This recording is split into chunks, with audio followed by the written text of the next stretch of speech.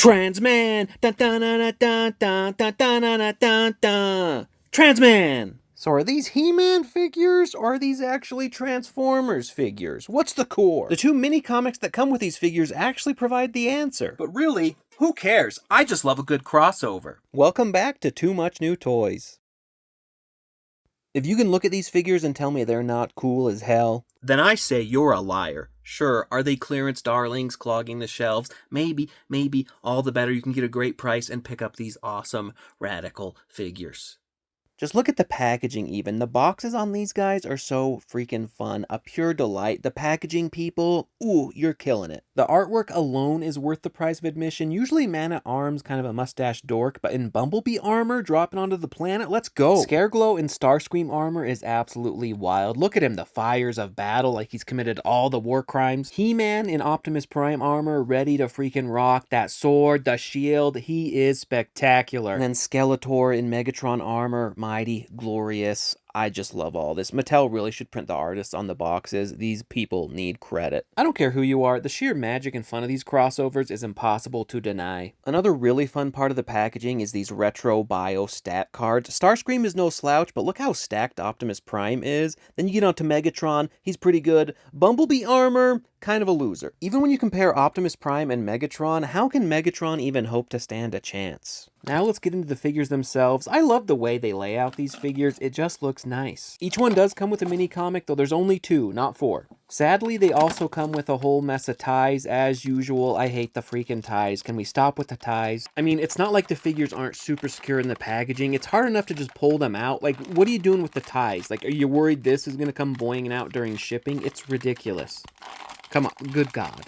I mean, y'all seeing this struggle? The ties aren't holding these in. I'm convinced someone's uncle owns a tie factory and they're just keeping them in business. Anyways, look at this Skeletor figure in Megatron armor. This thing is so cool. He's so blocky and like robotic, super fun. And I don't like, look at the flaps. The flaps are weird. So you can already kind of tell like this isn't kind of a standard MOTU figure, right? There's less modularity, less swappability, but he's sick. You get this big old like Havoc blaster mix. I mean, come the hell on. It doesn't open, doesn't really do anything, but it looks rad. And then you get like a Energon. Is this the Havoc staff? I don't know. I'm not a MOTU guy. I just like fun stuff, but that is super cool. And then you have like, I guess that's his swordy thing, also rad. You have the standard little paper telling you what's swappable and movable, but again, it's pretty minimal on these figures. The big old gun can connect on any of those little like flangey things on his gauntlets. That's super sick, super rad. And then this thing, I guess you can hold it,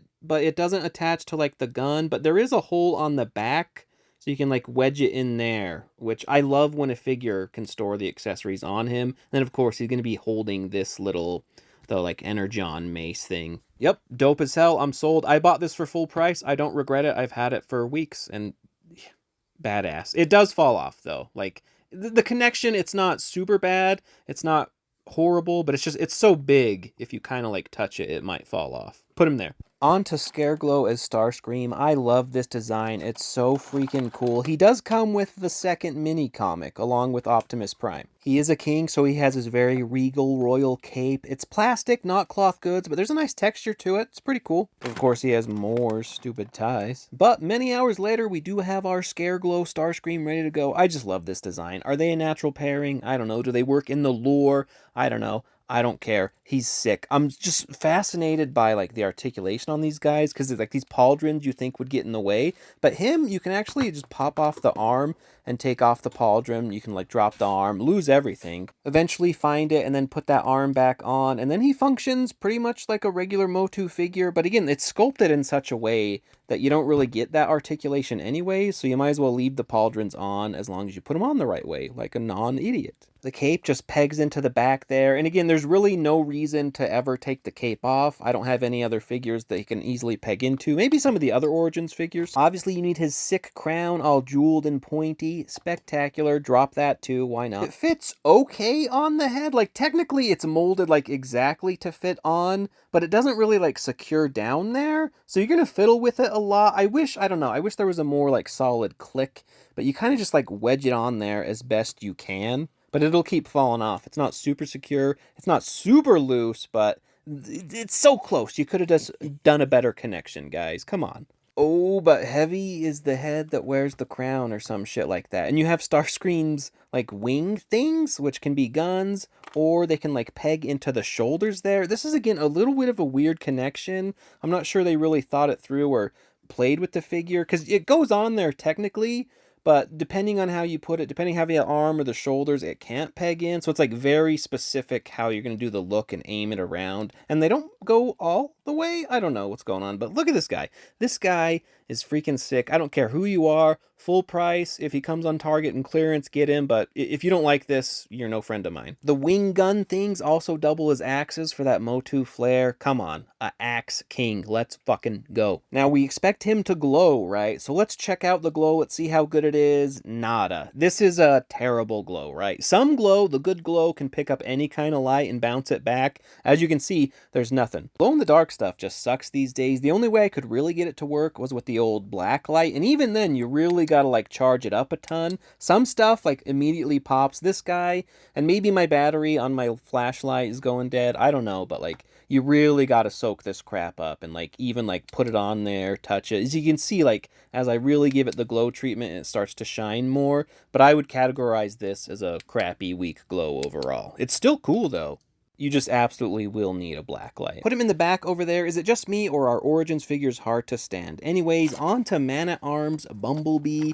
Look at this freaking guy. Again, same comic as Megatron. Usually Man-at-Arms maybe too dorky, but this guy, I think he's just the right balance. Oh, more ties, goody. It's probably the mustache, right? It's not like, I like mustaches, but it's kind of a dweeby mustache. This figure is the closest to being like a real regular Origins figure, which I guess it makes sense. He's Man-at-Arms. You can take all the crap off him. This weird like gauntlet thing's kind of annoying. You get a super sick Autobot shield, nice and yellow, and that just clips onto his arm and he holds it. You get a pretty boring pistol, but it's fine. I mean, what are they going to paint it? Nah, that's not Mattel's motto. You get this like Energon sword thing, whatever the hell this is, and his like power scepter, whatever that is. That's cool, and it does connect with the sword. Like Man-at-Arms is cool. You get stuff and you connect it, and it's just freaking rad, like a crystal power Energon sword. You do also get the like Bumblebee battle mask, face mask thing. This is a real pain in the ass to get on for whatever reason. It just like snaps into his face there, and you can get one side, but it's just kind of, it's not pliable enough to easily snap into the other. But Queep working it and you'll get it. Queep. Yep, there we go. That's sick. That's sick as hell. It hides the dweebiness. This is the coolest Man-at-Arms ever, right? Yep, it's the coolest Man-at-Arms ever. And I'm aware I didn't put him in maximum coolness yet, but we'll get to that. Okay, shit talk this line all you want, but He-Man Optimus Prime armor, that's rad as hell, right? Same comic as Scareglow. If you don't think this guy is cool, I'm sorry, you're dead inside. Energon weapons, Optimus Prime armor. Kid me at the time, everyone would have gone nuts for this. I don't care what you say. Let's get these goddamn ties off. Seriously though, can we stop with the goddamn ties in 2026 at least? But look at this beautiful guy. So freaking ridiculous. So absurd. The armor. It's cool. This is sick. Come on, come on. Again, his pieces, that seems like locked on there. Maybe you could really pull it off if you wanted to, but it does not give for me. So you're doing the full Townsend, but you're still limited, and it has the single jointed limbs. These ones, they came like more stuck than usual. I find Origins hit or miss. They're either really tight or like really loose. But look at that sword. Oh my god. The Matrix of Leadership Energon sword thing. Holy crap. Freaking Energon axe. Oh, freaking Energon shield. Who are you kidding? Have you fallen in love yet? Because you should have. 10 out of 10. Maybe this was the best figure of 2025. What a badass. He's so cool. A little kind of Paw Patrol, kind of like a fireman guy, but like the sword in the back and shit. Ugh. I did almost forget that he also comes with like the cool faceplate, and that like his just like slides in from the bottom. So much easier than Man-at-Arms. Like, is that dweeby? Sure, I'll give you that. But look, hold on. Like, we're back into fucking Rad Town. Prince Optimus Prime. So for the articulation on these guys, it's about what you would expect, except a little more limitation. So if we look at He-Man here, he has like the stuff on the shoulders, So you're really like, you're going to there for his shoulders, right? And as far as I can tell, this isn't meant to come off. He does have the full Townsend, that's good. No ab crunch, the standard, like the legs, it's all single jointed and whatnot. So the articulation isn't anything crazy on these. They did do some interesting stuff like on Skeletor, right? Where they did like a flap here, and so you can get basically kind of the close to the same like normal range, which isn't great, but you have that, and then you work his arm off like a weirdo, right? And then you get into like, if you're talking about like the swapability, not really. Here's what's interesting. So like his armor pegs on like that. Who else's armor does that? Like, no, not Man-at-Arms Bumblebee. Certainly not Scareglow, can I even talk? Scareglow Starscream, where it's like his is like a thing like that, and then there's no room for that at all. So you could, I guess you could technically like force a swap in some places, or perhaps if you really wanted Bumblebee to have the shoulders, you could do that. But in this case, I don't know, does this make it like a bad Origins figure if they kind of did away with a lot of the swapability? Because also like the armor, that's not coming off. You can take off his I was gonna say jacket, but then it doesn't have anything to plug into on the other guys, right? So you can't really like swap so much amongst the line. It's pretty much it is what it is. And to some degree, I don't even know why they bothered making the parts removable, right? But I guess you could find other Origins figures to do some swap city with, but I would say that isn't the draw here. For me, the draw is just, it's actually kind of a pain in the ass, like these parts. The draw is just wild, wacky figures, right? Like you can't tell me that doesn't look freaking rad. And yeah, like that plugs there. You could swap the normal parts, like the legs or like the boots you could pop off. Man-at-Arms, you could take off like these pieces, or he's the closest one to being like a normal guy, and you can even take off like his chest armor if you like. So like they kept him very normal, very standard, but you're not going to be doing many swaps among the line itself. Like the Optimus Prime armor technically does come off, but just not easily. It's one piece, so you're sliding it like over the head and everything. So again, like I'm not really interested in like trying to do swaps at all. And Megatron, he is that thing. So it's very interesting what they did, where they basically made each character fairly locked in compared to what you would expect. What the hell? For an Origins figure. So yeah, you're not coming here for articulation necessarily. You're not coming here for swaps. You're here for just wackadoo crossover glory. But some of these things, like it's a odd, like the way it's put on there, it's really odd. I think that's cool though. Like it's kind of fun. And so in terms of the comics, we can use this to like bolster why it is what it is, because it's not that the Transformers are meeting the Eternian folks, right? So there's the standard like Transformers thing. They're going off in the arc, but they shoot off some of their like memories, historical information that goes to Eternia, right? And then Man-at-Arms finds it, he studies it. Megatron like got it first, so he like worked in the armor and technology. And that's where they're like, okay, we gotta armor up, we gotta do this stuff. And then Megatron also goes, he ropes in Scareglow, who he gives the Starscream armor or whatever, right? And so you're like, that's pretty cool. And then it continues on. So then they're just, duking it out. Skeletor is gonna like do Energon cubes everywhere. But at no point do the actual Transformers come along. So it's kind of an interesting thing.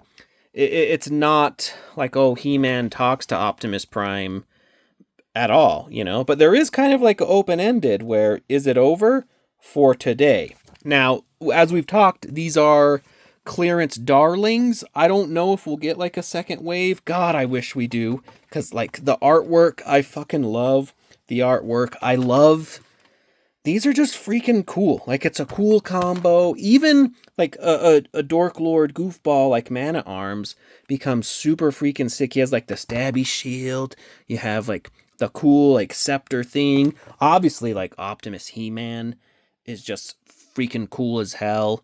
Like, it's a sick line. I think it's really, really cool. I think it's utterly spectacular. Even for its like weird annoyances, like getting Scareglow's crown to stay on, but ah, God, I live for this shit. So yeah, at this point, just fucking dive in. I got Scareglow and Optimus from like Mattel Creations. I've had Scareglow for like a month, 2 months. I think he's just hitting Target, maybe. Target is clearancing the hell out of these two. You can give him like 50% off. You have He-Man over there, I think, is just showing up. But yeah, is it terrible for the line that it's straight to clearance? Sure, but it's great for consumers because you can pick these babies up half off. You're going to have a whole ton of fun. I mean, look at that and tell me that's not just like goofball awesome cool. I fucking love these. It's so rad. Any crossover Mattel wants to do. Now that they have like DC, I'm hoping we get like Batman, you know, like a chunky Batman figure like this. Ugh. Ugh. I'm down. I'm down. Anyways, thank you again for watching. I can't get enough of these. Like come the fuck on.